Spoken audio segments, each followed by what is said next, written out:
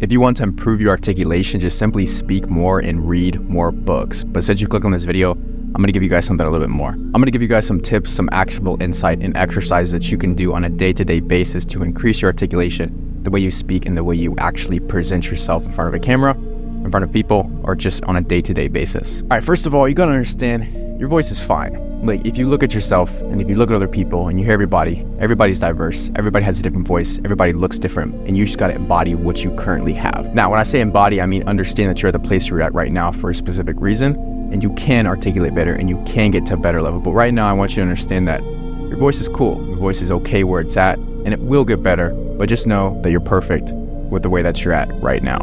Honestly, growing up, I had a huge issue saying the letter R. I could never say R, whether it was like ribbit, it was rabbit, reptile, or recluse. Anything with the letter R, I just couldn't say. So I remember I would always walk up to my mom, my sister, my other sister, and I would just walk up to them and I'd go like, does this sound weird? I was like, tell me the truth. And I'll go ribbit, or like rabbit, or like reptile. And they'll be like, yeah, Patrick, that sounds fine. And I remember always just being like, that does not sound fine. I was a little bit insecure about it. But little did I know that I would develop my speech to a much better place, and that actually that wasn't even bad right there. I sounded fine. I was just growing up. So in reality, the best thing you can honestly do is just take a chill pill. Relax your shoulders, stop saying ums, and simply just go with the flow. And this is probably the hardest thing, because when I see people on YouTube, especially on social media, especially behind a camera or in front of a phone, I see a bunch of people who just stiffen up, they go like this, and they just immediately start talking like this. It's like, take a deep breath.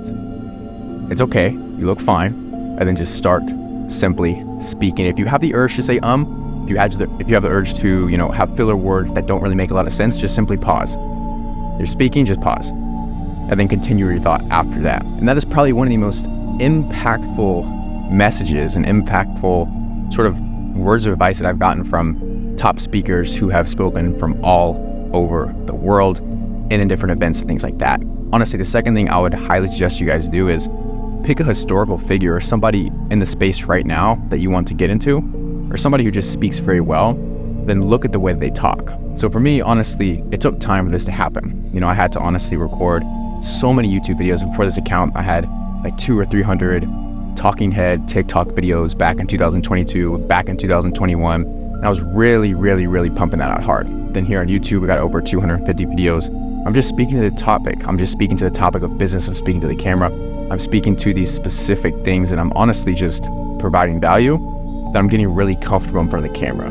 So it comes with time, but in reality, if you want to actually level up this process a lot quicker, you want to articulate better and you want to speak better, pick out some historical figures. Think of it as if you're going to your favorite place to go shopping. Look on YouTube. Who speaks the best? Who do you look up to? Who speaks in the manner or talks in the way or presents themselves in a specific manner that you want to replicate? And what you have to do is just look at that. So for me, it was Malcolm X, it was Bob Proctor, and it was Tony Robbins. And these three people were one of the most, or were actually in combined, the essential pieces of me understanding how to articulate better. As far as Malcolm X goes, he was extremely physical with the way that he talked. I replicate a lot of his hand placements, the way that he would go about speaking with his hands. You can go look him up on YouTube. Some of his civil rights speeches back from the 60s and late 50s, early 60s, I believe. He would just speak with his hand, and he had so much conviction and power. And that's something that I wanted to replicate in my videos. As far as Bob Proctor goes, he was great at pausing. He was great at having those bold statements with his voice. He had an amazing voice as well. A lot of people don't have that baseline of like, I guess, a manly deep voice or whatever, but that doesn't even matter. It doesn't even matter. I wouldn't even classify my voice as being extremely deep either. I would just classify myself as being somebody who's refined it over a period of time to where it sounds like I'm at a good level just because I put in the reps, and you can't too. So Bob Proctor was a huge one. And honestly, like after I joined his program and everything, I got even more respect for him just because of what he's done with his entire life. Tony Robbins, a huge business mindset motivational coach out there. He's probably the biggest one in the present day and age right now. He's a great public speaker. He gets on stage. He does all this like cheomatic stuff where he jumps up and down. I forgot what it's called, even if that's the word. But he does all that stuff where he jumps up and down. He gets his, his blood flowing, his energy flowing and stuff like that. But Firstly, you really got to understand why you want to speak better. I would simply write down, take some time with a sheet of paper and write down, okay, well, why do I even want to get better? Where am I at right now, but why do I more importantly want to get better at speaking? Do you have a presentation coming up? Do you have a girl you want to impress? Do you have some event you're trying to go to? Are you trying to start a YouTube channel? Is there something specific you're looking forward to in the near future that requires a good speaking ability?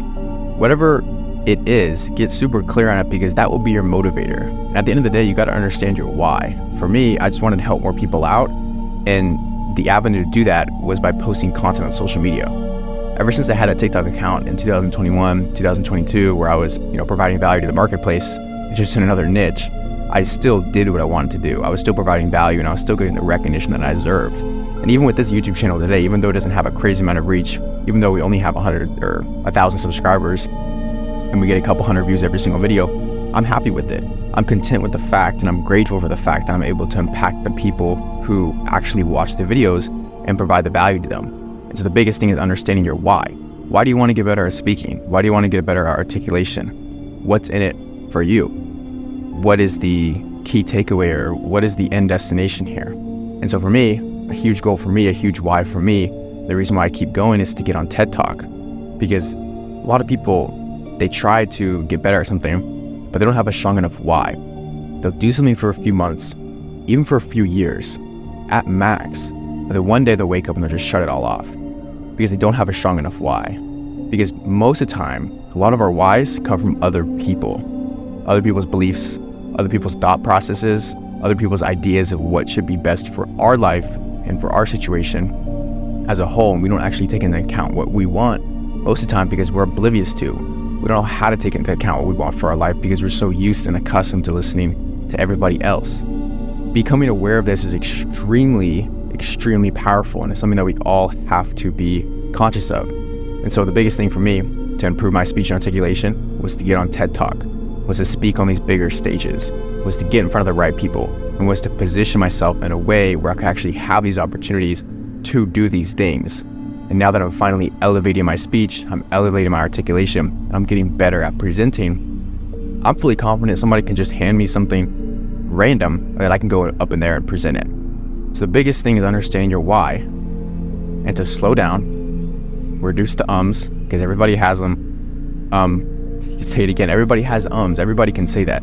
Those are just filler words. You have to understand why are you saying the because you're trying to collect your thought, and you're not trying to overthink yourself. And so when that happens, pause, and then continue. It's not that hard, it's not that easy, it just is. You either label it hard, or you either label it easy. It can be super easy, or it can be super difficult. It just is what it is, it just is. So getting better at speech takes time. I would highly recommend you document your journey on YouTube. I know it's scary.